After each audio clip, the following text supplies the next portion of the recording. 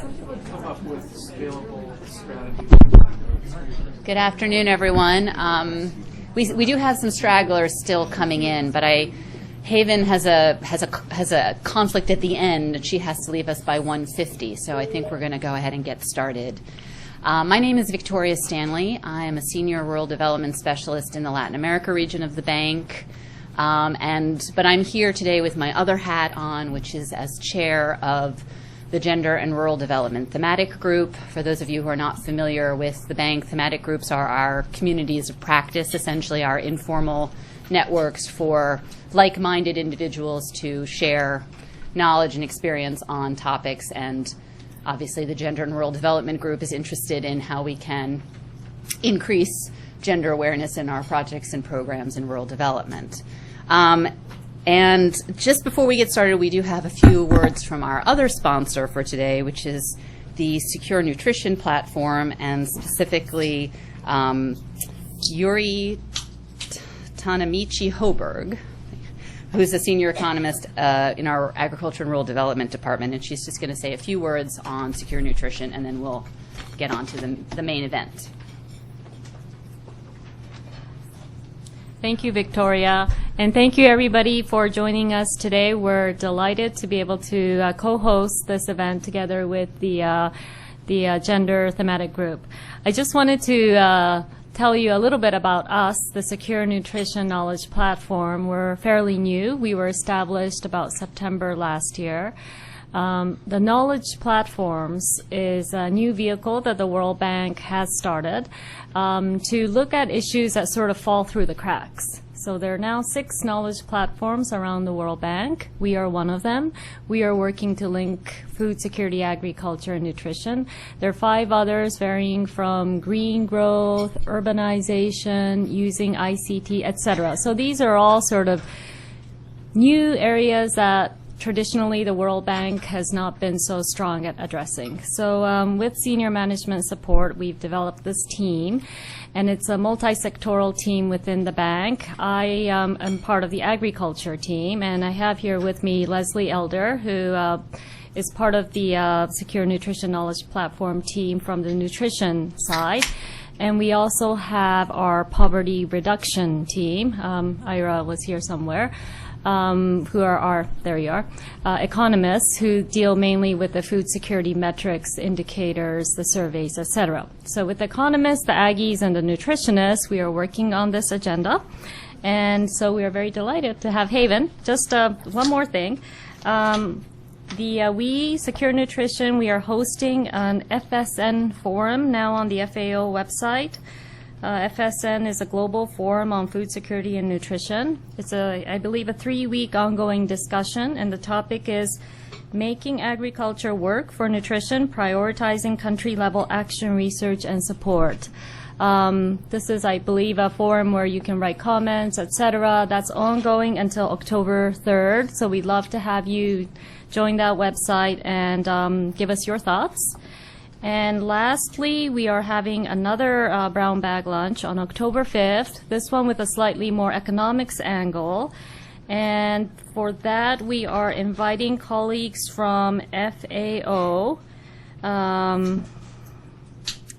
on the topic of a common system for classifying food security, the approach of the integrated food security phase classification. I believe they came out with a new manual, so they will be here to describe the new IPC manual. So that is on October 5th at the World Bank. And we host various seminars like this. And if you would like to be on our mailing list, please join us on our website. And it's very easy to sign up. And we'd love to see you at our other events as well. Thank you. Okay, so I'm not going to say too much about the topic because I think that's really why Haven is here. So I'm not going to steal any of her thunder, not that I could. But I personally am very interested in this topic and really looking forward to the presentation. And then afterwards, we're also going to have time for discussion. So hopefully everyone here will have some thoughts to contribute.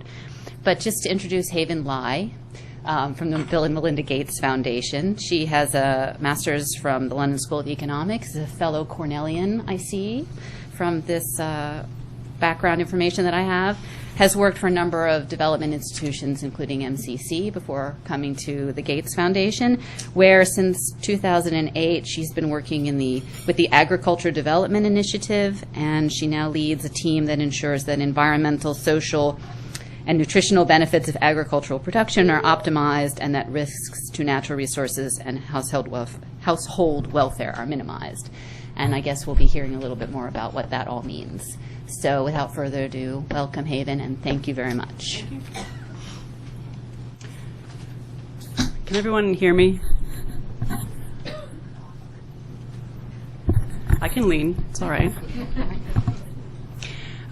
When my colleague and friend Aya Pehu, who many of you know from ARD, invited me to come give a brown bag at the bank, this was about 3 weeks ago. She knew I was going to be in town for 36 hours, and I said, sure, no problem, thinking that it would be like the brown bags I went to 6 years ago when I was living in D.C., a kind of sleepy 20-person affair.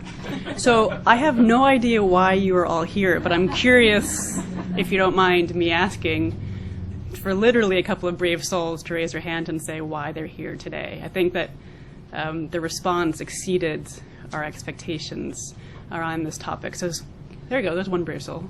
Why are you here? I'm Scott Pledgey from Bread for the World Institute, also a Gates grantee, looking at the nexus between ag and nutrition. Okay, good. A grantee, incentivized. Anyone else? There's one, John. John Kuhnhauer with the Hunger Project. We think this is the most important issue in the world, so I would be at any meeting that had this in the title. Fantastic. All right, one more woman, thank you. I'm Giselle from Land O'Lakes, and my domain at Land O'Lakes is women in agriculture, especially.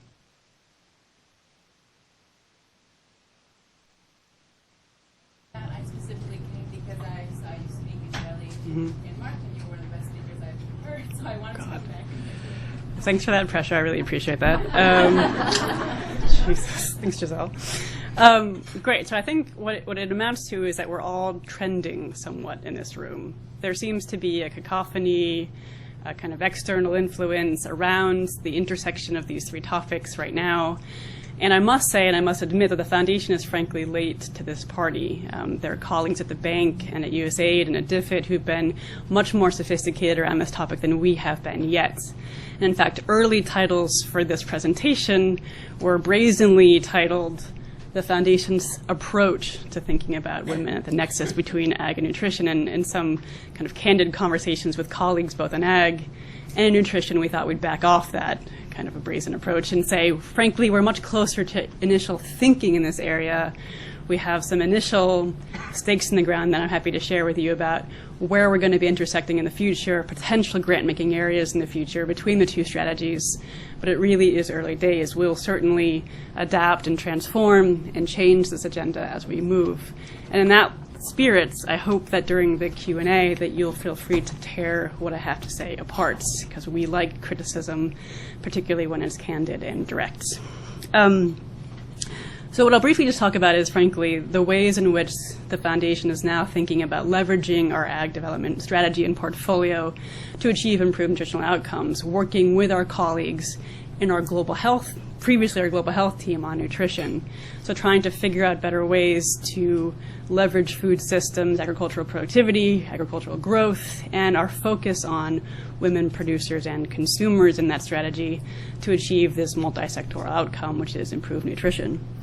I'll be very brief, to be honest with you, and very high level. So if you have more questions about what I'm proposing here today, feel free to go to our website. If you go to gf.org and you type in, I was going to say Google, but I should say Bing. If you Bing in ag and nutrition, you'll come up with a position paper that further outlines this in a greater effect. So if you have more information, if you need more information, please feel free to go right to the website. So I like to start off these presentations reminding me of what I'm supposed to do. So here's a narrative arc of potentially this talk going forward. So I simply want to introduce you all to the Foundation. Many of you are grantees or partners and know us very well. But what you might not know is that we actually reorganized slightly in our global development space about 6 months ago. And that reorganization has actually led to a lot of new thinking around how the Foundation's programs can work better together. So I'll explain that, introduce the agricultural development team and our strategy, talk a little bit about our nutrition program and their strategy, and talk about in both strategies the ways in which we intersect with and support women, especially rural women, and actually take a gender-responsive approach to our strategies.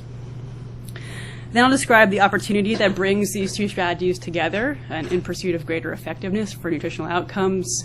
And those are both empirical opportunities that we know from the evidence, but also operational opportunities that we know from how the Foundation and the rest of the world is moving to actually create new opportunities and synergies.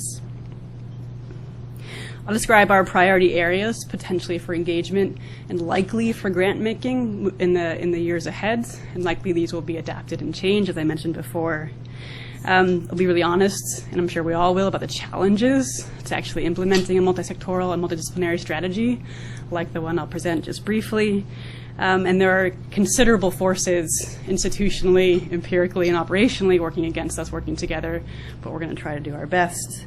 And then to describe, as you all know, because you're sitting here eating lunch, the huge momentum that is currently out there in the world to actually make this happen. And so there might be a unique moment here that if we're smart enough and aligned enough and know our comparative advantages enough, we might be able to make something happen. So that's the virtue of us being here today.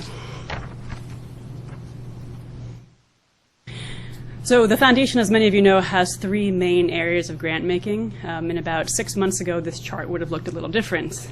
You know that we have a U.S. program, which is singularly focused on U.S. education. We also have a global health program that 6 months ago took up half of our grant making budget. And this was the initial focus of the Foundation to develop and support vaccine development for the neglected diseases and illnesses that are facing the poor around the world today.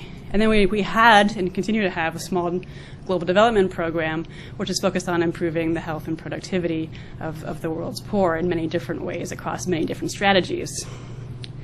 Now, a year ago, when we decided to reorganize, it was around this idea that these silos between global health and global development were actually not effective means for us to work better together.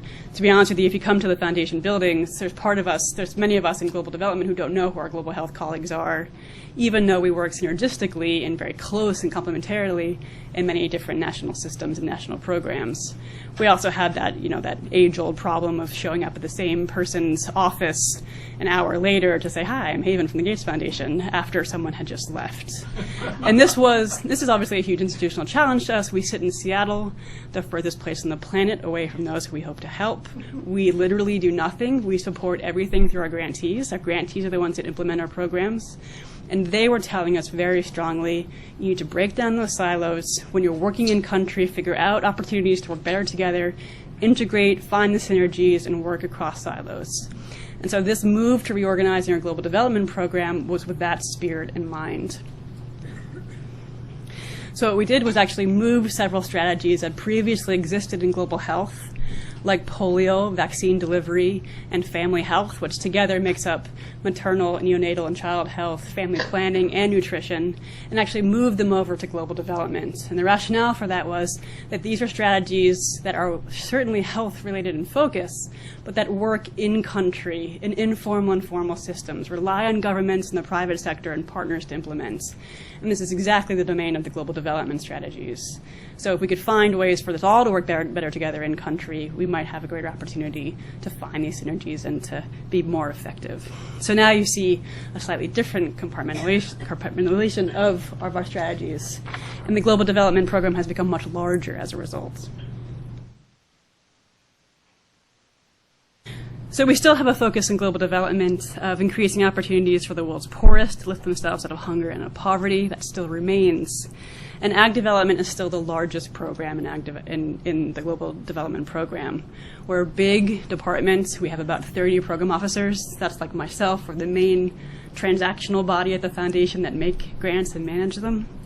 And our singular focus is on helping small, poor farmers in sub-Saharan Africa and South Asia only, for this time at least, lift themselves out of poverty through increasing their productivity and doing so sustainably. And we have a specific focus on lifting women, farmers, and their families out of poverty, and I'll explain that more in a moment. And here is just a highlight of a few other strategies that we work with in global development. So I just want to highlight here that nutrition and maternal and neonatal and child health are new strategies to global development. And nutrition here focuses exclusively on the first 1,000 days of a child's life, preventing undernutrition and micronutrient deficiencies. So just to give you a snapshot of the different domains that we're working on. And organizationally, this means different teams, yes. This means different directors, yes. This means different budgets, yes. But increasingly, there are opportunities to grant make with partners in these strategies. So we're trying to find opportunities where we can co-fund opportunities together. This is an absurd slide for many of you sitting here in the room. We know why agriculture is so important. It is the single greatest lever to move the poor, especially the rural poor, out of poverty in the world. And we know we can move at least 100 million people out of poverty by increasing their productivity sustainably. This is also true because the foundation became quite aware of agricultural productivities and development's impact very, very early on. When after Bill and Melinda had been investing in global health for about 10 years, they very quickly heard from critics and experts alike and saw for themselves in the fields. So if we improve people's lives and health, what kind of livelihood will they depend on? How will they actually move the next generation of their families out of poverty? What can we do to actually catalyze a cycle of growth and hunger reduction and poverty reduction? And that's when we began to invest in ag in a large way in about 2007 and 2008 when I first went to the foundation. That was the wrong way. So again, our approach to ag is singularly focused on smallholder farmers. We do not invest in commercial agriculture, SMEs, or even industrial level agriculture. We've actually moved away from investing in cash crop schemes, thinking that the private sector is actually doing a fairly nice job of picking that up themselves. So we're actually focused singularly on smallholder farmers, and for the most part, the staple crops, legume, and livestock systems that they depend on, and that consumers get most of their nutrition and caloric value from. That's true for both urban consumers as well as for rural consumers. Now, we do have a two-pronged strategy. You know that we are an innovation and technology-driven foundation. We like technology. We think it's highly leverageable. It can do a lot of good in the world. So we do invest upstream in these value chains to improve the productivity potential of staple crops and livestock systems. But we're very careful and increasingly sort of twin that upstream strategy with very deliberate, context-specific, responsive strategies in countries and in communities to make sure that that potential that we're investing in upstream is actually delivered, adopted, and used downstream in individual countries. So our prior strategy from about 2007 to 2011 actually had us investing kind of all over the place, 22 different countries, upstream, molecule, downstream, mouth, doing a little bit of everything. In 2011, last year, we redid our own strategy in ag to much more singularly focus on a couple of key countries where the majority of the rural poor live, so that we can understand that context a lot better and make much better grants and have our grantees be much more collaborative and working in country. So this is why I was hired at the beginning, although this frankly began before I was a twinkle in anyone's eye at the foundation.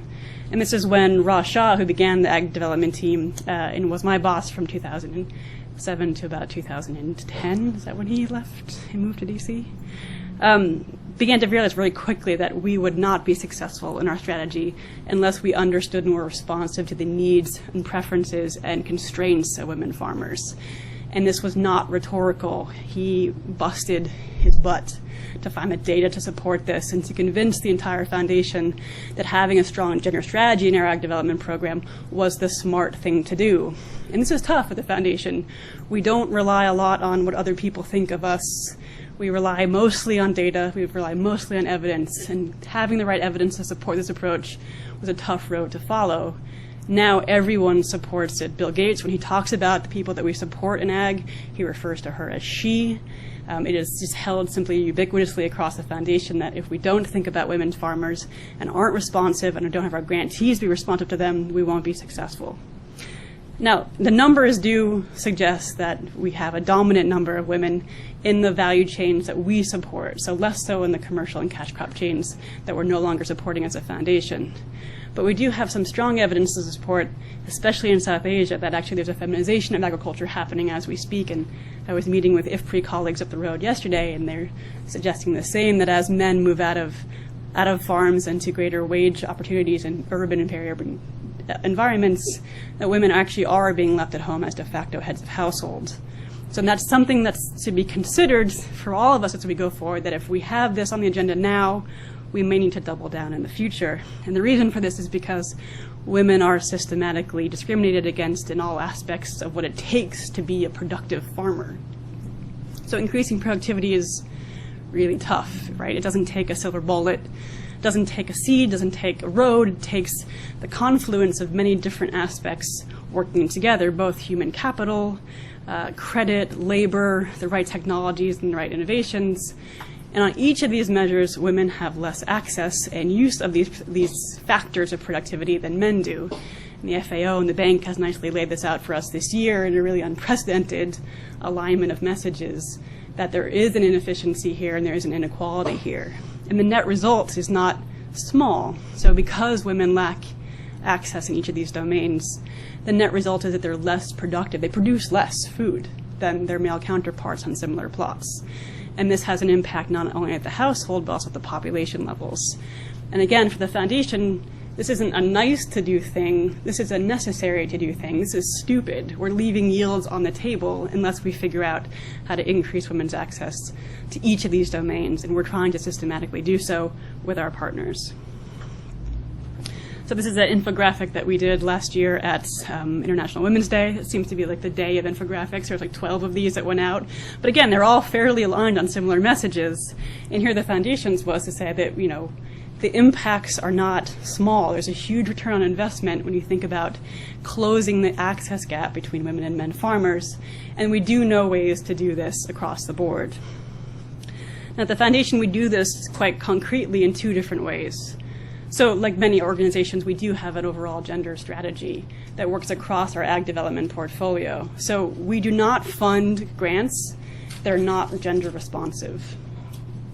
And by that I mean, we expect that when a grantee submits a proposal to us, or a potential grantee submits a proposal to us, that they've done an analysis, a gender analysis of the problem they're trying to solve for, that they've included design elements into that proposal for how their project is going to both reach and benefit women farmers as well as men farmers.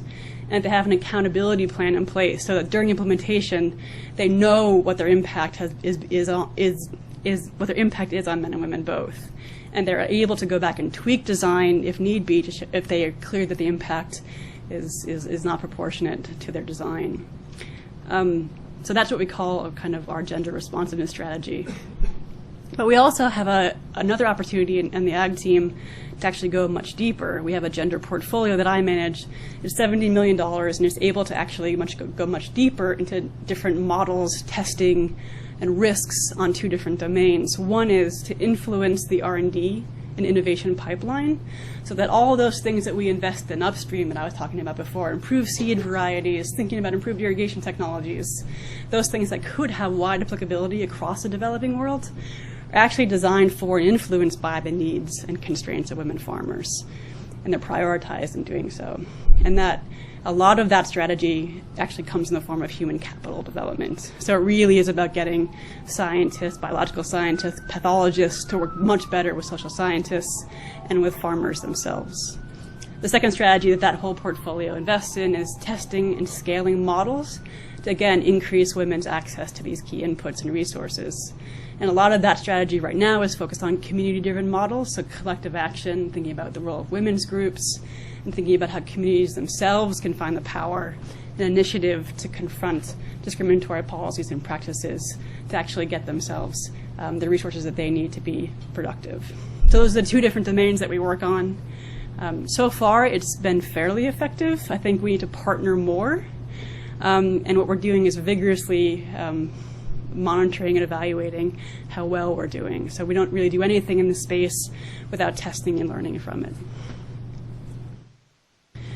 And then just to beat a dead horse a little bit more, this is a artist's rendition, which my boss, the head of the agricultural development team, Sam Dryden, requested about a month ago because he was tired of going out on the stump to talk to different partners, government officials, and just simply talking about putting women at the center of our work. He wanted to show it. So we were actually with the French government in Paris last week talking to the Minister of Development, who wanted to understand what he actually meant by, what does this mean, Sam, that you put in all of your grants and all of your strategies, you put women at the center? And he whipped out this slide. I think the French minister was surprised, if not horrified, and began to explain that, when we're program officers and we go to defend a grant in front of Sam or in front of somebody else for approval, this is a little bit like a dissertation process. You have to go and give an oral argument for why you think the foundation's resources are the best resources that you can possibly apply. The first question anyone will ask you is, what was the role that women's needs, preferences, and constraints played in the development and design of this strategy? And that's true from data grants, from policy grants, from R&D grants, for access and markets grants, all the way downstream. So we take it quite seriously.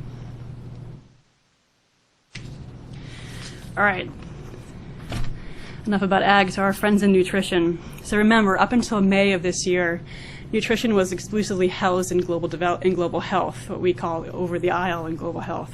And they're now working with us in global development. As I mentioned, the ag team is a very large team. It dominates a bit of the global development portfolio. But the nutrition team is actually quite small. We have 28 program officers, about 30 in ag. They have about 4. So they are a lean and focused group. But even despite their lean and focused nature, they become one of the largest ODA funders of nutrition programs around the world. Now that's both, I think, a testament to them, but potentially a testament to the scale of nutrition funding in the world itself. So the overall objective of the nutrition team right now is to prevent undernutrition and micronutrient deficiencies in a child's first 1,000 days. And as many of you know, that 1,000 days begins at conception. So we're actually thinking about targeting women, between the ages of 14 and 45, women of childbearing age, and this so that she can actually have great nutritional status and give birth to a healthy baby. So these populations and demographics align very nicely between our core beneficiaries on the ag side and nutrition's beneficiaries and their strategy. They implement 4 different sub-initiatives under their program.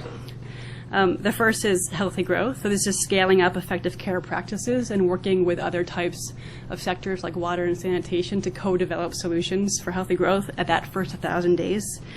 And we predominantly work under the SUN framework, the Scaling Up Nutrition framework in this particular domain, and the 23 countries that SUN is currently operating in. The second domain that they focus on is improved breastfeeding, so ensuring that children receive proper nutrition again in this first few years of life, ensuring that breastfeeding practices are optimal, and there's the introduction of complementary and nutritious foods at the right time in a child's life. And this is largely done through grants that support community-driven solutions to this, and also women's empowerment. They also focus on micronutrient deficiencies, and this is largely through population-based, so large-scale interventions focused on fortifying staple crops, but also biofortification. Biofortification I'll talk about in a second, but this is a play which obviously enhances the nutrient content of larger staple crops genetically. So when producers go to plant it, the nutrients, quote, are baked into the seed itself. And this could be a high-leverage strategy that the foundation is betting on, and we'll see how it turns out. And then finally, we wouldn't be the foundation unless we asked others to act with us. So the nutrition team also has a focus on engaging and influencing key decision makers in both the public and private sectors, importantly, to achieve more and better value for nutrition spending. So making sure that interventions are cost effective, they have the right return on investment, and are based on solid evidence of what works.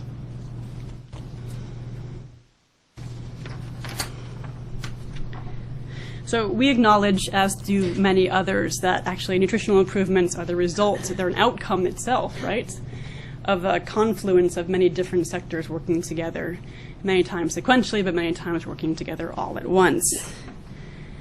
And we're not obviously the first people to acknowledge this, so there are ad nauseum different frameworks that you can post on your cubicle wall or in your office wall to remind yourself that your particular sector is only having one part of an effect to achieving nutrition. But getting these sectors to work together is not easy and is often not sustainable, and collaboration, as we all know, can be quite hard, both empirically and operationally. And this is something that we're tackling head-on with this new strategy between ag and nutrition at the foundation, and recognizing that this is not a new idea, but that we have to try to do it better.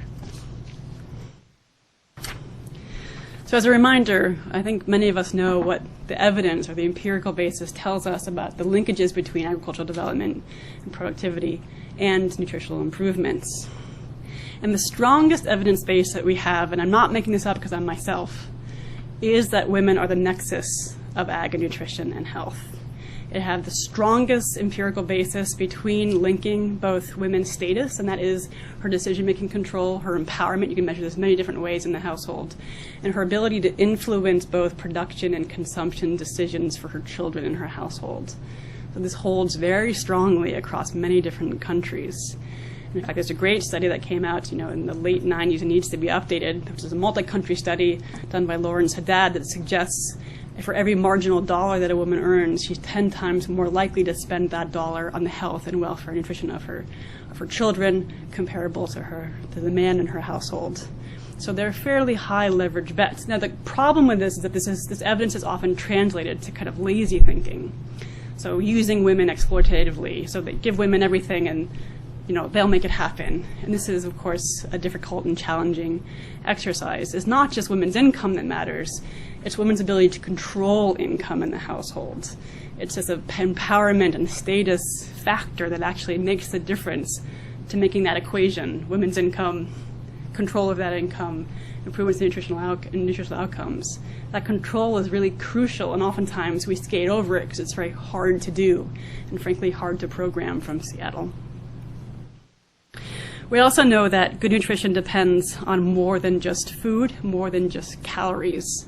Again, that it's multi-sectoral, but that dietary diversity is critical to achieving nutritional outcomes. So we might think, and we might know it's commonsensical, and perhaps compromising our nutritional improvements to get 70% of our calories from a single staple grain like food or like rice or maize. That's what happens in poor households. They get most of their calories from one grain, with a few other pieces of food mixed in during the day, or potentially once a week. And that is not intuitive, actually, to many households that we work with. It actually takes education to say, listen, you're not going to get micronutrient effectiveness or efficiency if you continue to take all of your calories from one grain. But when you're poor and you're growing rice, man, you're going to eat rice. That's what you're going to do. We also know that ag productivity, i.e. increased yields, has a lesser and variable effect on improving nutrition, but still is a very important contribution. And this is true from consumption from your own production. So when the farmers that we're working with in our strategy are producing more, they're able to consume more of their own production, presumably. They're also able to increase their income from the sale of surplus production to a local or regional market.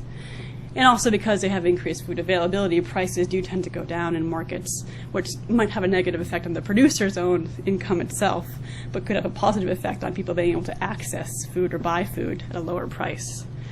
Now, each of these pathways has been studied to different varying degrees. None of the evidence here suggests that it's a linear, unmitigated pathway. Things happen between productivity and nutritional improvements, like things in the household, like health and behavior practices, like disease and gut function, that mitigate some of these effects. So food and calories are just not enough, and we know this to be true, but yet food and calories do play a role. So here is an overly simplistic, and I hope I'm not stealing Sun's brand or anything here by doing this, an overly simplistic over the Atlantic module of, again, what the kind of covariance of different sectors is in working together to improve nutrition. And it's obviously incredibly oversimplified in just an illustration. But what the foundation believes our best contribution to improving nutritional outcomes and working in concert with our nutrition colleagues is through food and nutrient availability and increased consumption from our programs, but also through income from ag. So many of our programs are actually moving the needle on income and measuring income growth from agricultural productivity. So we know we'll have some effects. But we also know that will have an effect on women's status because of our focus on women producers and because we actually have a strong portfolio that thinks about a theory of change, that puts empowerment back on the agenda, that says women have to have control over decisions in the household to be able to get access to the type of productive resources they need to increase their productivity. So while our strategy is not singularly focused on women's status, we think we will have an effect on women's status, but we can absolutely do more in this space. And this is just from the ag side. I will say that a lot of our strategies, for instance, in family planning, which you know is one of our co-chairs' biggest priorities in the next 5 years, they have a strong focus on empowerment. So it's not enough to actually just increase access to contraceptives for women in rural areas. They have to have the empowerment, say, just to go out and buy those contraceptives and to use them in the household. So empowerment in those strategies and in those grants of the foundation is going to be critical. So it's possible that across many different strategies that we're implementing will have an effect on women's status, and we're going to be monitoring and measuring this effect over time on nutritional status. Okay, so we were asked by Melinda Gates about 6 months ago to get down to brass tacks and figure out what we're doing between ag and nutrition. And we laid out these kind of multi-sectoral complementarity schemes and said, we can contribute to this and we can do a little bit of this on women's status, and here's what we think the net effect will be. But we need to work with our colleagues in water and sanitation, and we need to work with our colleagues in education. And she said, great, it's wonderful that you're taking a multi-sectoral approach to this. It's critical and important, but also figure out some concrete areas for you guys to engage in the next years. And this is our first cut at these five areas. And I'll refer to each of them just briefly, and if you have any more questions about them, feel free to reach out. I will say that women's participation and efforts to increase your status in the household and the community will be central to all of the work that we do, and including into these 5 categories of engagement. So first, I referred earlier to biofortification. This is actually a continuation of a current area of convergence and co-funding that we currently do. So the foundation invests about $50 million in this space, and our ag colleagues invest about $7 million. And this is important considering the continuing importance of staple crops and grains into the poor consumers and producers' diet. That identifying mechanisms for enhancing the micronutrient density of these grains might be a really high leverage play. If they're eating them already, maybe we should make them more nutritious.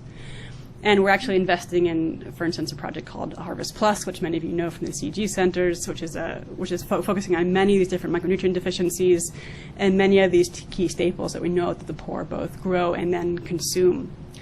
And we're actually moving just now into delivery of these products. So they've been semi-commercialized, and we're now trying to figure out what consumer acceptance will be. And this will be the sticky wicket, because if households don't know that they're nutrient deficient, what is the premium that they're going to pay, for instance, to either grow or consume a food that has more vitamin A or has more iron? We don't know. We've seen some excellent examples of this with sweet potatoes. So producers are actually, and consumers are actually eating and producing more vitamin A enriched sweet potatoes, but we don't know what the effect will be across all of these different products. So we'll see. It's a bet the foundation is making, and we'll see if it pays off. This is the area I'm most excited about, and I think that there's the most opportunity here. And I think actually there's the most missed opportunities currently in the ag portfolio to not be thinking about best practices for both behavior change and nutritional education in our work. So about 55% of the ag program's grants, that's about 120 grants, give or take, work directly and interface directly with women and men farmers, but work directly in the field. So we have a lot of face-to-face engagement between our grantees and farmers. And many of those grants are delivering ag messages, right? They're talking about training and extension messages and how to improve intercropping and weeding and composting, but we're not actually leveraging nutrition messages in that same scheme. So it's an opportunity to actually twin different messages to the right effect in one strategy. What we will do probably is prioritize 2 different value chains that we work in right now, both the legume and livestock value chain. They both have a high potential to actually increase micronutrient deficiency in protein with home consumption. And actually some of these grantees are already delivering nutrition messages in these grants right now. And we'll also be sure to target women farmers in this. And this is, again, thinking about who makes a decision in the household. if it is women farmers, thinking about making sure that messages are tailored for her specifically. But we're very careful not to just, again, throw messages at women and hope it sticks. I mean, the household is a complex entity depending on where you're working. And we have learned a lot from grantees. I don't know if anyone from Helen Keller is here today, but HKI just came out with a really interesting piece. That you were there in Delhi when she was giving this presentation in Bangladesh, that they did a gender analysis of their nutrition education program in Bangladesh, and actually saw that while they were targeting a message to women, that it actually was a much more complex decision-making process about own consumption and what was being grown and eaten in the household. That actually, not surprisingly, her mother-in-law and her husband had a strong degree of influence over how those decisions were made. So HK actually went back and actually changed their strategy to do a much more holistic household-level type of nutrition education intervention, and are presumably and preliminarily seeing kind of an increase in uptick in behavior change in the household because of it. So we need to be careful not to just throw a unitary model at this particular aspect. We need to really figure out what the household needs and what the actual constraints are. So mycotoxins will be a big part of our work, and they currently are today.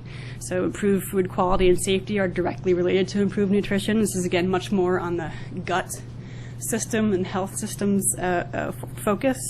So foodborne pathogens and parasites limit nutritional intake and also increase the risk of chronic diseases, and we know this to be true, particularly in crops that the poor really depend upon, like peanuts and maize in sub-Saharan Africa. We're actually less sure what the total impact of mycotoxins are in South Asia right now, but we presume them to be quite large. IFPRI just did a recent study in sub-Saharan Africa and estimated the disease burden from aflatoxin contamination on maize and peanuts in Africa itself could be as high as 36 million disability-adjusted life years per year. I mean, that's a significant economic deterrent from aflatoxin contamination alone, never mind other malnutrition indicators. So we've done a grant, supported a grant in partnership with many, many others to establish a partnership for aflatoxin control in Africa. It's a multi-country structure for cooperation and management of aflatoxin contamination to understand the burden and to understand what the real burden and impact is of what we're talking about, and to come up with different biocontrol and different types of controls to make sure that these toxins don't infiltrate different storage systems and fields, and certainly are not ingested or consumed later on.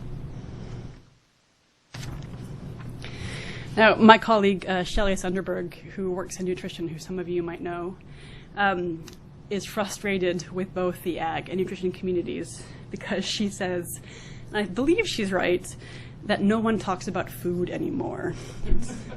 She says we talk about nutrients and micronutrients on the nutrition side, and all aggies talk about is crops. Crop this, crop that, commodity chains. There's no more food in food. So part of our effort here in the policy and advocacy space is really to put food-based pathways back on the agenda. And this, again, is biofortification, thinking about increased consumption, dietary diversity in the household, and getting these two different sectors, nutritionists, aggies, and economists, as Ray mentioned before, to really speak together about common approaches. We also know that metrics are a lingering and ongoing problem in terms of getting these two sectors to work together, that we measure different things of great importance. In fact, the foundation in its early days actually asked grantees who were working on ag productivity programs to go out and weigh babies, to think about wasting. And ag grantees were, said yes at the time because they're happy to have the money, but we couldn't figure out why they were weighing babies in an ag productivity plan, had no kind of pathway to impact, and had no real capacity to do so. And we've obviously backed off of that considerably since that time, but we really want to understand the effect of our productivity plays on nutritional improvements. So understanding what metrics make sense for what play is going to be hugely important to getting us all to work together to understand which piece of the pie we're actually responsible for. So going forward, we believe that dietary diversity is the one outcome measure that we're probably going to be focusing on with our grantees, and asking some, but not all, grantees to be monitoring consumption in the household and dietary diversity in the household as a result of their agricultural productivity plays.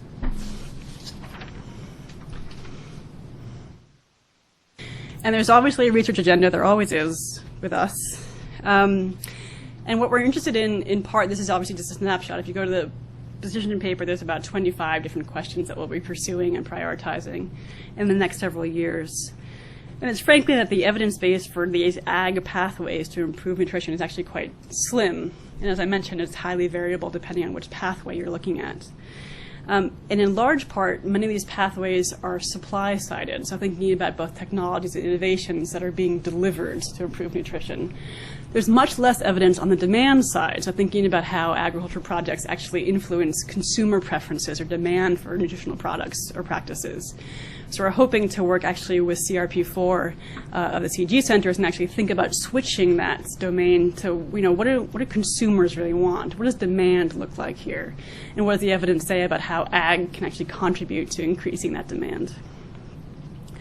One thing I'm really worried about in the ag portfolio, and this is where we could potentially be working against cross purposes, is that because of our focus on ag productivity and our focus on women farmers, we're actually monitoring and seeing some increases in women's time on farm. So in our dairy, for example, in our dairy grants, we're seeing women actually pocketing more income from increased production in their co-ops, but they're actually spending as much as 2 to 3 hours more per day on farming practices.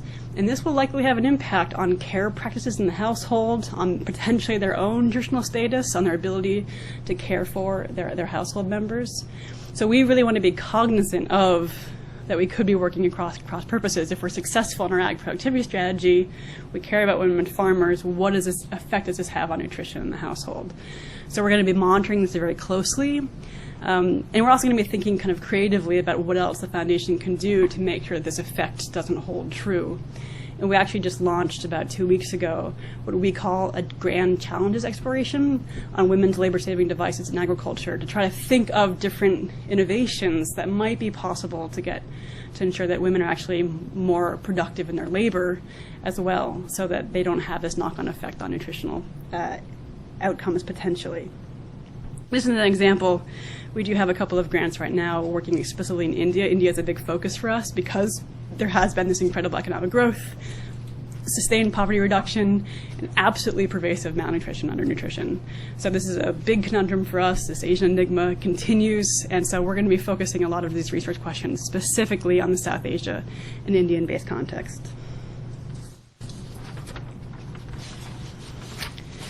Okay, so if we're honest with ourselves, we know that there's going to be challenges both within the foundation but also outside of it as well.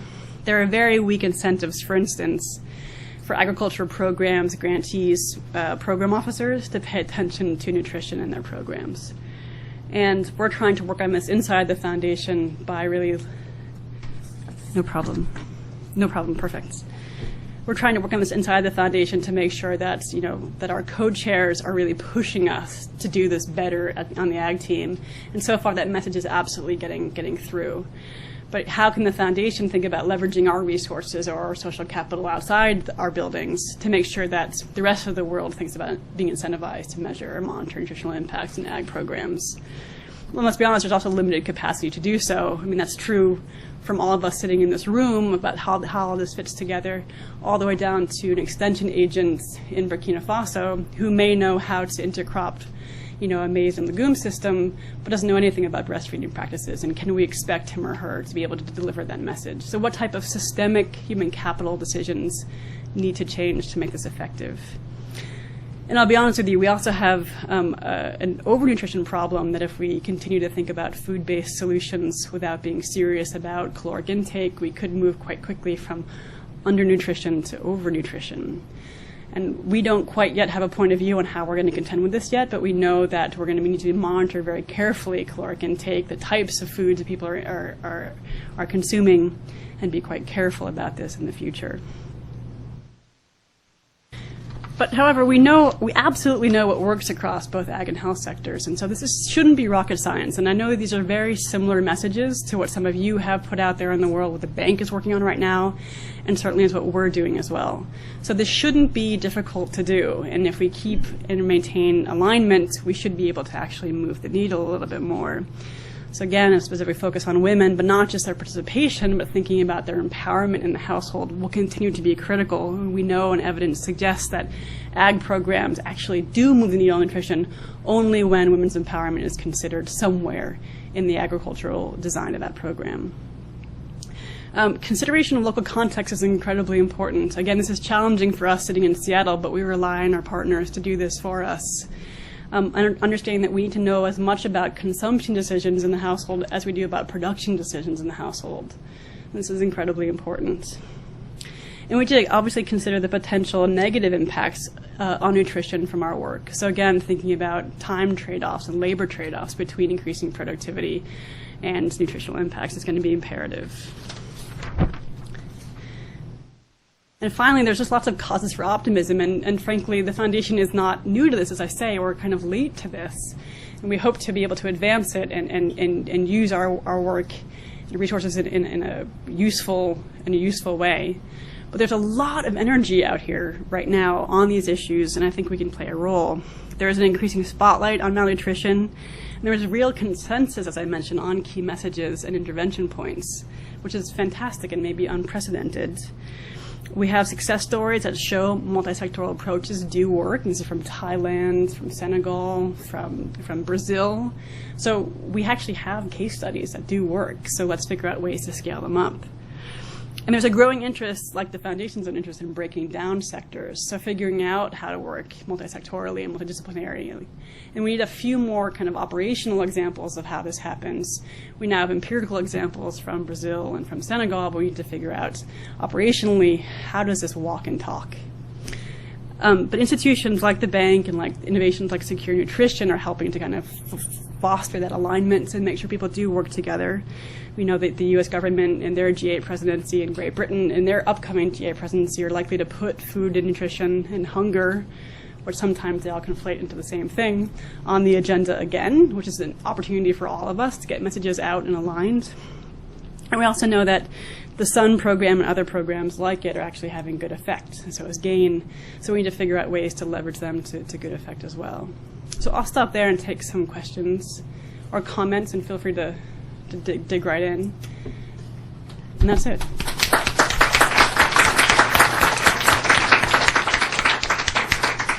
Thank you very much. I just need to remind everyone that this is being recorded, so if you do have questions or comments, if you could please use the microphones, and it would be very helpful if you could state your name and what organization you're from. Do we have any? Because I have a couple of questions, so I will go first if no one else. Oh, we already have some people lined up. Okay. I'm just going to ask my question. Yeah. And this is a very banky question. Because, of course, we work with governments. We work with ministries of agriculture and ministries of finance, usually, in our projects, and that's very challenging. And I'm just wondering if, I know you're a grant-making foundation. Your approach is going to be different. Your entry points are going to be different. If you have had any experience working with governments, and perhaps you could help us a little bit to figure out how we bring along some people who are really not necessarily in the forefront of this kind of thinking. Yeah, sure. So we do, maybe I'll take this question, Victoria, then we'll take maybe two questions, and I can think about one as I go. Absolutely true. We do have much more limited engagement directly with governments than you do, and we're able to work with them in different ways than the bank is, certainly. We have been involved with the different CAT-up processes now, which are trying to put nutrition much more in the center of their policies and trying to figure out, quote, what a nutrition-sensitive ag policy would look like. So this is a big conundrum that different policymakers and ministers are asking the foundation to say, just give us an example, just give us one example. And we're trying to figure out what a really great, empirically sound example would be. And to be frank with you, I think one of the best examples that we may be able to give is around the role of women accessing different agricultural resources, to say that what we believe could be true is that, if you have policies about women's increasing access to land, for instance, and they're able to produce more on their farms, you will see a knock-on effect in households in those regions. But it's a very sticky wicket. It's challenging, too, because the economic effects of long-term nutritional improvement stare us all in the face. It's just sometimes those economic effects last longer than different administrations, and so it becomes hard to make the case time and time again. Hi, great presentation. Thank you very much. Sure. Not bad for 36 hours in town. My name is Bob Rabatsky, and I'm with a company called FinTrack, and we implement several Feed the Future programs for USAID. A comment and a question. The comment is I wouldn't be so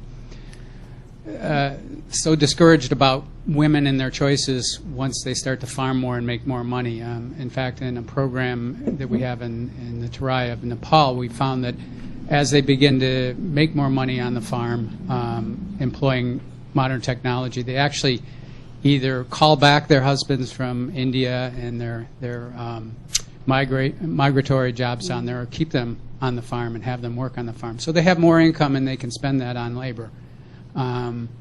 And other labor-saving devices. The question is, on the delivery mechanism for improving agricultural technology use for women, the best delivery system is another woman, a skilled agricultural extensionist. Huge shortage around the world. Women don't flock to this profession for many, many reasons. You doing anything to try to boost that up and support education of more women extensionists? Yeah, it's a great question. A colleague of mine just sent me, there's an article this morning on India's fledgling women motorcycle class. Did anyone read this? So women around India are buying motorcycles you wouldn't believe, and about half of scooter purchases in India right now go to women commuters. Now, this is an urban population. Motorcycles is one of these constraints that often extensionists face because women often aren't able to ride on motorcycles to get out to the fields, and this often becomes a gender constraint to extension, among other reasons. Well, we're working on it. It is challenging, and we certainly wouldn't want to strong-arm women into a role that they don't want to take. I mean, that's our bottom line. Extension in that old way, that kind of moving out from the capital as being responsible for 10,000 households and villages, seems to be moving in a new direction, which might lower the bar of entry for women extensionists, or, quote, knowledge workers is probably the new word, to become much more likely for women to enter. So we have a couple of great examples of new knowledge sharing mechanisms. For instance, the Grameen Foundation is implementing in Uganda something called the Community Knowledge Worker Basis, which indeed we're seeing when community knowledge workers hired and identified from the community itself, but then trained by extension workers coming to meet with her in her village, she becomes the conduit, right, of all information sharing and the authority of what should happen in terms of best practices for agricultural production in the village. Women farmers are 3 times more likely to see her on a regular basis than they are a male farmer in a neighboring village. There is something about this trust. There is something about building trust between women and women. But we lowered the bar of entry so that women from the villages themselves become the authority and have a different transactional modality for them to get the information they need to be, quote, authorities. A second modality is digital green. This is a model that came out of a young, really brilliant Microsoft alumni who now is in India. And he's scaling up what he calls kind of women's empowerment in video taking. So he works with a group of women to actually document their best practices in terms of, say, storage or milling a particular grain, and then teaches them in small groups how to build a video around how to do this best practice. And it's captured on a very, very small video set, and they are able to put up a screen in different villages or around the area. And the women themselves then are teaching other women in different communities, even as much as 7 hours, 10 hours, 12 hours down the road, about what they're doing. And they're seeing actually knock-on effects of how actually women are empowered from being able to tell their stories about what they know works best in their own farms and sharing it likewise. So we're trying to, frankly, get around that old modality of male extension agents on motorcycles and figure out new modalities to empower women to tell those best practices and to be recipients of that information. Just one more point on that, Bob. It's great that women are getting more income. And yes, it's great that you're seeing evidence of them, calling labor back to the farm. But there is this age-old problem that I'm consistently worried about, and we do see in our own programs. And that's of what I used to call the 99 chicken ceiling, which was working with FAO back in the day in Afghanistan. We used to give pullets out to women farmers in compounds, and they became really successful, and they'd buy more pullets, and they'd have more production. And at some point or another, they reached 99 chickens, which actually became a small or medium enterprise in that community. And the men would come over and take it over as their own enterprise. At that time, it became just lucrative enough for it to be a male enterprise. And it was 99 chickens every time. That seemed to be the tipping point that men would come back. So whatever systems you have in place, which you clearly do, to have women maintaining control of those enterprises and making sure that actually when the men come back from urban areas, they don't actually, quote, usurp some of that capital is interesting, and I'd like to know more about it. But go ahead, John. Yeah, thank you. This was great laid out. I'm John Coonrod with the Hunger Project, and I wanted to ask a question or perhaps make a comment about how one thinks about gender barriers, because there are just so many of them, and so many, I'm in an NGO, and so many NGO projects do address a gender barrier, but they're not addressing the big historic arc of gender transformation in that society. Yeah. And it seems that we had to learn to ask the question, where is that arc, and what is the highest leverage action within a particular local context that will accelerate that historic process? Because the big scale historic society-wide processes have a much bigger impact, and you mentioned this earlier, and it's a big player in Esther Duflo, the Banerjee Duflo book, Poor Economics, that these big, long-term historic processes have to be addressed. And so it has caused us to ask a different question about gender barriers, in that what is the highest leverage catalyst for gender transformation, not necessarily just addressing individual barriers, which tend not to sustain. They do really good for a bit, right, and then society sweeps in and takes over. Right. And people would say to you, 8 years ago, that education is the one silver bullet. And in fact, you're seeing recent data that suggests that actually women are actually disempowered but highly educated in many contexts around the world. So I wouldn't bank on that. From the foundation's point of view, it's true that we've struggled in the ag division because we're actually the only department at the foundation right now to have an explicit gender strategy, I should say. It's overt with us, and it's implicit in many other strategies, including family planning even. That we've really struggled to kind of maintain, which core line are we going for? Are we going to kind of tweak on the margins and increase access and think about empowerment in so much as it's instrumental in achieving other agricultural outcomes? Or are there other transformative, outcomes, i.e. women's empowerment full stop, that could be the nexus between a lot of our strategies in global development? So, well, at ag, we started out quite narrowly. We're actually seeing increased interest, at least on my own foundation, about thinking about the catalytic role of women's status and empowerment in achieving family planning and in achieving nutritional outcomes, in achieving ag and financial services for the poor, water and sanitation. It really does argue for integration that way. Precisely, and I think, and actually Melinda is in Tanzania right now and will be speaking on Thursday nights at the Alliance for a Green Revolution Forum, where her whole speech, unless she's changed it by now, her whole speech will be about women as the nexus of thinking about the ways in which the foundation can better integrate.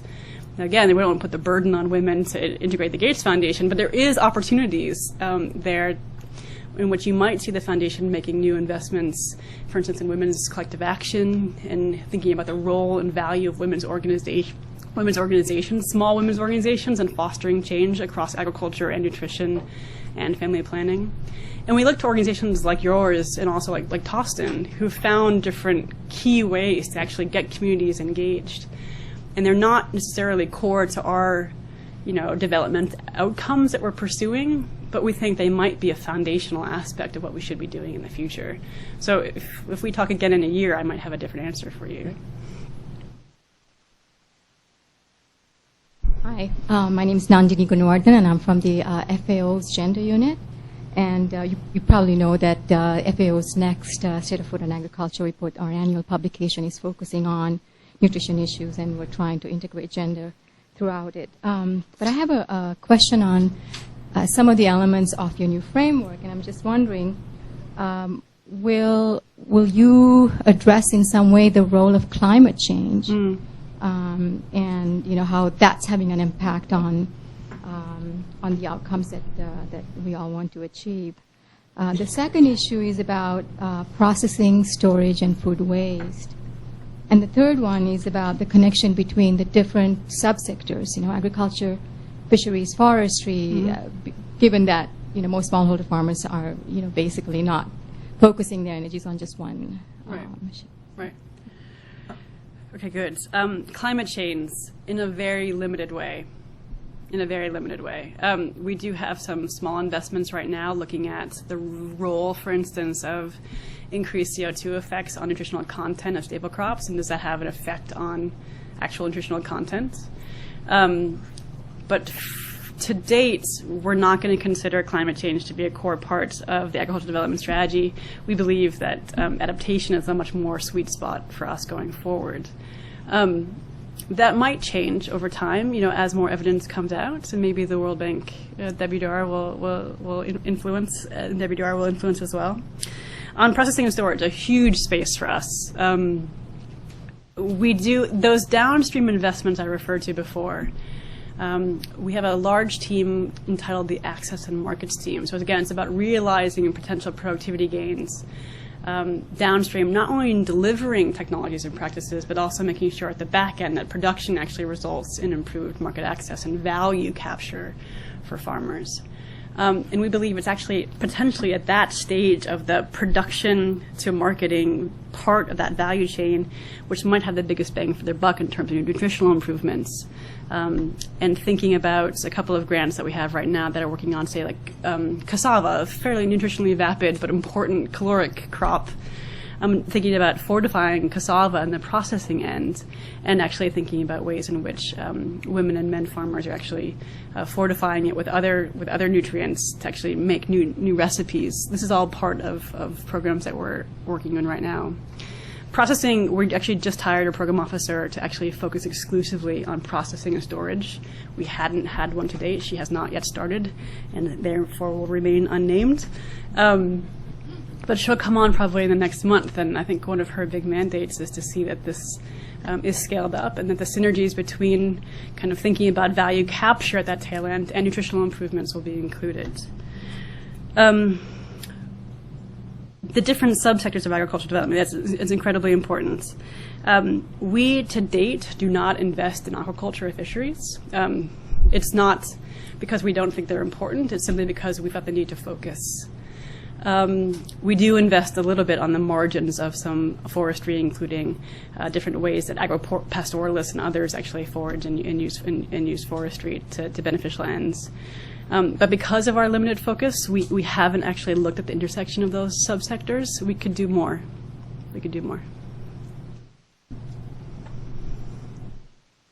Hello, my name is Sarah Ball, and I'm with the Women's Bridge. And thank you for your presentation. I just had one question. What exactly are the women's voices in all of the testing and processes that it's done to implement the programs? Are they interviewed themselves, and how does that process work? Yeah, sure. It totally depends on the type of grant that we're considering funding.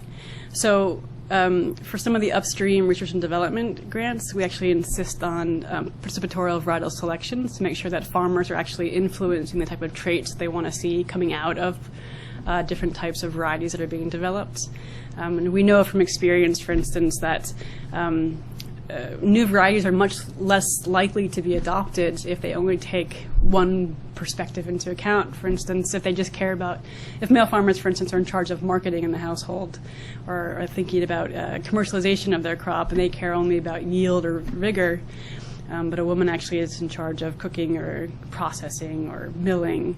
If those traits are not prioritized way upstream in farm trials and demonstration plots, women are much more likely to kind of incentivize their households to disadopt those if they take more time to cook, to mill, if they taste bad.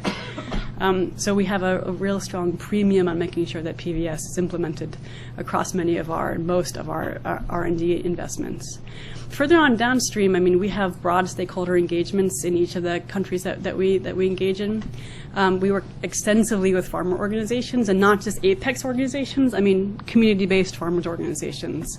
And we insist on segregating out men and women farmers in many of those strategy development processes, deciding which grantees are reputable and work best in those countries, and hearing from men's and women's voices there both.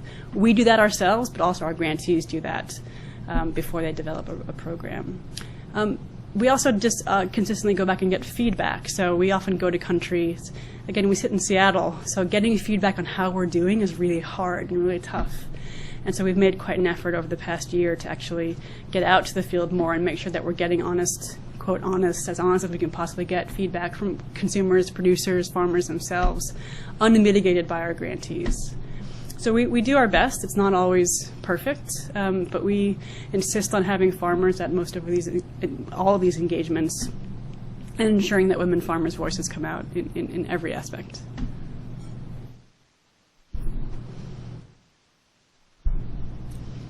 Hi, hello. I'm Barbara Coelho. I work in the agriculture sector of the World Bank in Latin America. And I'm basically trying to mainstream nutrition and gender in the operations over there. So I have a question and then 2 comments. So the first, it's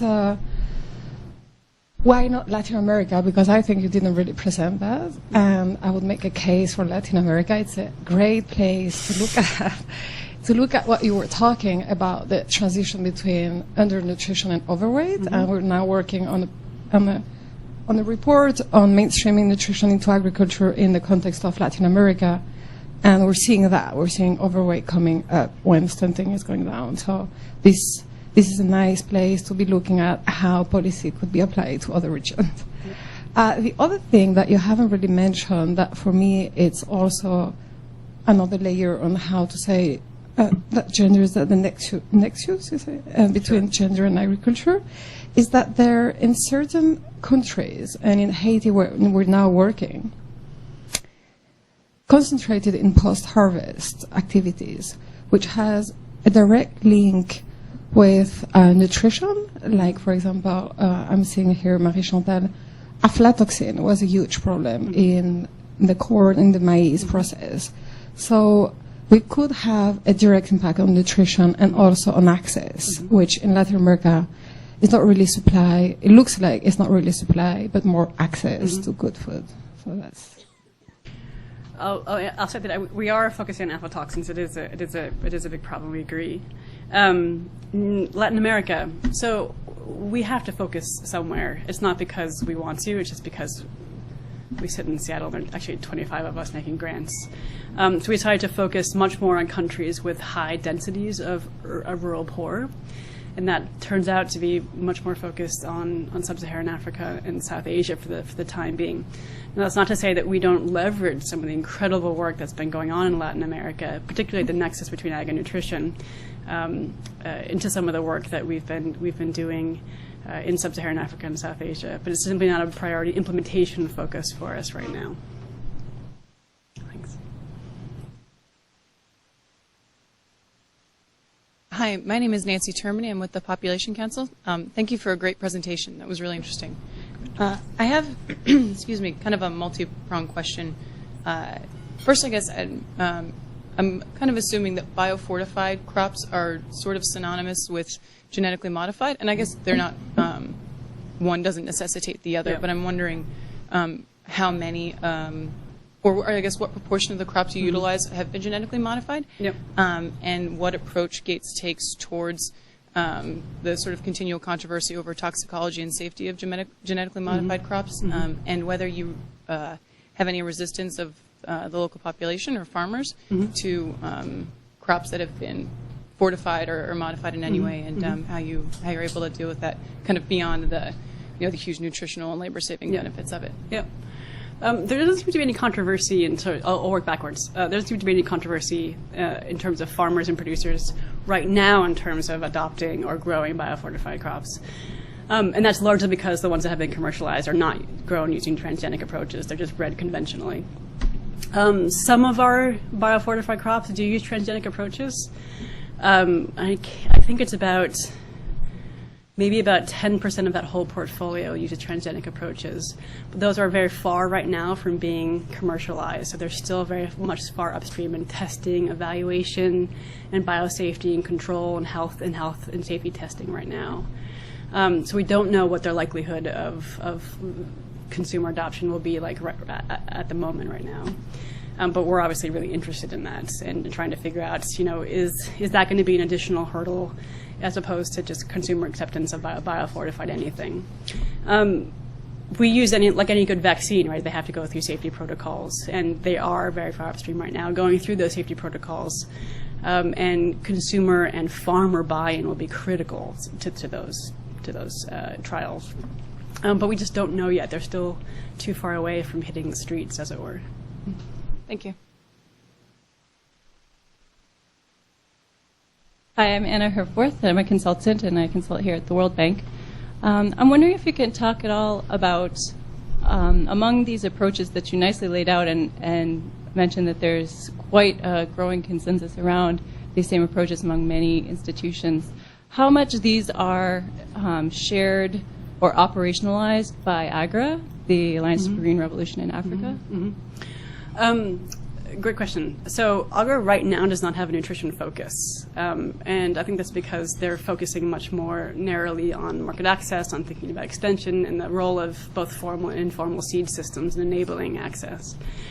That's not to say they never will, and I don't know if they ever will if they decide to. They do have a gender focus now. They just hired a wonderful woman named Margaret Chroma, who's a researcher in extension, actually, to take on a systematic view of what AGRA's programs do in terms of impacting women, but also thinking about ways to systematize and design for, quote, gender-responsive AGRA programs. They're finding a real challenge because they grant make to almost exclusively, not entirely, but almost exclusively local African partners, actually real capacity challenges to understanding how to roll out a gender-focused approach across their grantee base. They have similar ag productivity focuses like we do. They also focus on income growth, so they will have some approaches there as well. So they will have some uniformity.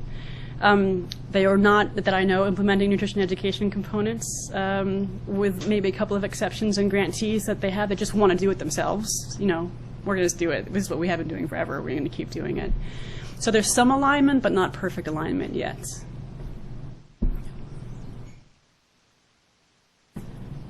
Any other questions or comments? Wait, there's one coming. There's one more. Okay, you got to make it quick because Haven has to leave, and I promised to get her out of here on time. Oh, she's not. Yeah, she's intrepid. She's coming. Okay. Hello, my name is Cecilia Gonzalez, and I'm working with World Relief.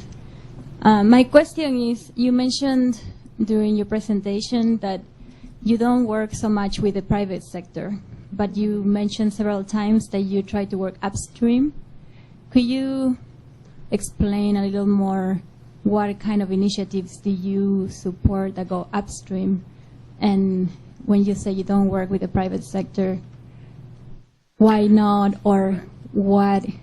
Because as I think about value chain development and trying to help the women and the farmers to make their own income, I wonder where is the cut, or what kind of initiatives you actually do support? We absolutely work with the private sector.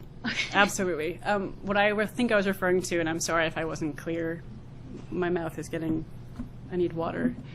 What I was referring to is that we no longer are investing in high-value export-led cash crops that we believe the private sector is doing a much better job to take care of in terms of smallholder integration and development. That's the only aspect that we're actually devolved our investment away from. all of our investments at some point will likely have private sector participation in them, whether they're very far upstream R&D efforts, although most of those occur in the public sector, international research institutions for the time being, but absolutely have to be commercialized into local context and adapted, and be using local firms in sub-Saharan Africa and South Asia to be rolled out in both formal seed systems but also informal seed systems. And like I mentioned before, we have a strong focus on this kind of farmers being able to access improved varieties, access improved inputs, which will rely again on this private sector participation. But even further downstream, so how do farmers engage with major buyers and minor buyers? How do they get their produce to market? Those are all private sector led initiatives that we support. We do a lot of work with some organizations that actually are able to leverage the private sector. So we don't often grant to the private sector. In fact, it's fairly rarely that we do. But we try to capitalize on their expertise to say, you guys know how to think about distribution systems, marketing systems, and that's particularly important in terms of nutritional improvements, better than we do as a public institution, a private institution sitting in Seattle. So it's more about leveraging the private sector and treating them as partners than it is about granting directly to them. So I didn't mean to misstate that. We absolutely do work very closely with them. And then thank you very much for coming. Okay, thank you everyone, and thank you, Haven.